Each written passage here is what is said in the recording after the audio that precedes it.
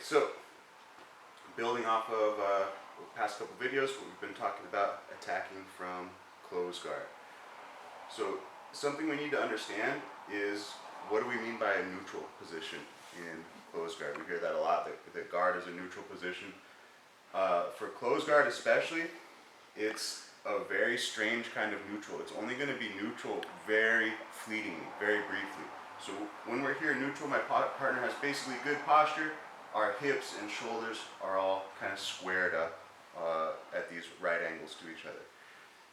From here, whoever makes the first move is going to have an advantage. Okay, this is the only truly neutral position in close guard. So I do not want to spend time here. If I spend any amount of time here and he even just starts to shift his weight and even take one step like he's going to start to stand up to close guard, okay, if I haven't reacted correctly by now, I'm losing. I'm behind. Okay, so when we get here, I do not want to stay at this neutral angle. I need to start working my threats right away. Now, what did we say in one of the previous videos though? The problem is my big knockout punches, my big hip sweep, my flower sweep, my kimuras, whatever my big finishing moves might be, I have to choose the right time to go for them. Okay, so if I have these two conflicting ideas in my head, I need to be attacking right away, but I need to pick the right time for my big knockout punches. So we need something else to supplement those little knockout punches. That's where I need to start fighting for a positional advantage inside the close guard. Okay, so I'm not trying to sweep right away, I'm not trying to submit right away, I'm trying to create my strong advantage here. And we're going to look at two main ways to do that to begin with. I've got 5. We're going to try to get to 5. We're going to start with 2. Okay, so we need to start small. My 2 favorite ones both start with attacking the hands. Okay, I like these because these sleeves are always available. If I've got somebody in close guard, I can always get to these. Okay, so the first one would be beginning to cross my partner's arm across my body. Okay, we'll go over it in more detail later, different ways to do this, but right now I just want to work on having my partner's arm across my body. I'm going to use our knee pull, hip twist, and lengthening out to hug the back here. Okay, or if I go on the other side, get my partner's arm across my body, or just the hand across the body. I'm going to knee pull, hip twist, hug the back, and lengthen out. Okay, so from here I've got my partner's arm drag. I can start coming up, making my threats here.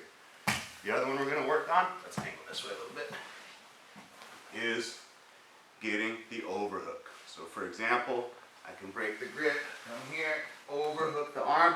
Now, one thing I want you to focus on when you overhook this arm, don't worry about making any kind of fancy grips. You see people teach us a lot where they get a grip here and there's a choke and there's an arm bar. Okay, don't worry about that. I want you to go tight, shoulder to shoulder. If you like, you can grab anything with this hand, or even just pull it up tight towards your core. Okay, but really shoulder to shoulder, my head and my shoulder coming towards my partner. Okay, and as soon as I get this, same thing. I'm trying to hip twist and lengthen out. Okay, from here, once I get out to my side, I'm using my knees, my legs, to press my partner and hold my partner's posture down. So, when you start trying to get more offensive from your close guard, I don't even want you necessarily right now thinking about new sweeps, new techniques, new submissions. I want you to fight hard to get to these positional advantages. So again, we get here in close guard, I'm not going to let him settle. I'm going to grab a hand. Okay, I'm going to start moving the hand across my body here. Foot on the hip, twist, hug the back, lengthen out. And then from here, I want you to focus on, you have to be able to control somebody here. Keep somebody here for 5 to 10 seconds. If you can keep someone here for 5 to 10 seconds at the beginning, I want you to consider that a victory, like you won that match. Okay? So when my partner starts to come to flatten me out, look, I just stay up and twist, hip twist out, until I can get up on my elbow. Okay? Same deal. When I get here to my overhook, I could go force the overhook, Or maybe I'm just breaking my partner's posture, I notice his hand on the mat, I sit up and grab it, okay? I don't need to fight for this fancy stuff over here. I just hug tight, shoulder to shoulder. And same deal, I don't want to sit square with my partner, okay? As soon as I get my overhook, I'm hipping out, hipping out, hipping out, pinching with my knees to keep my partner's posture broken. Don't even try anything yet from here. Hold somebody here, fight them for 5-10 seconds. Every time he tries to move in, keep him out, keep his posture broken, hip out, hip out. If you can keep someone there for 5 to 10 seconds, that's gonna be a win to begin with, okay?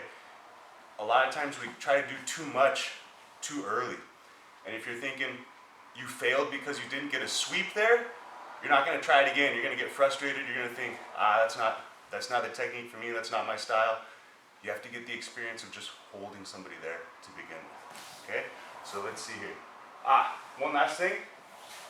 If you get to one of these positions, let's say I do get my partner's arm across, boom, okay?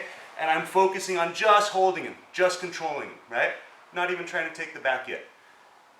If you want to go one step beyond that, one step extra credit, maybe I hold him for 5 seconds.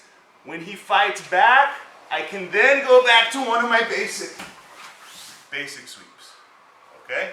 So, I'm fighting for my positional advantage.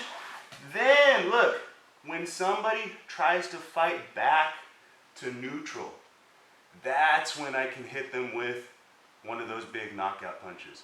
It's very hard, very difficult to go from a disadvantaged position, fight directly back to neutral.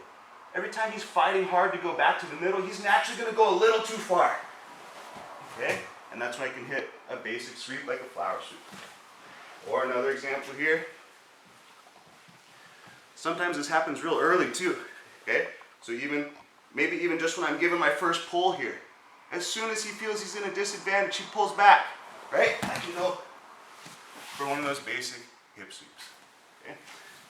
So if you're going to start to try to develop this attacking game plan from closed guard, I want you to focus on getting those control positions, and then as extra credit, if you need something more exciting than that, try to hit him with one of those basic knockout punches after you get your control position. All right? Thank you.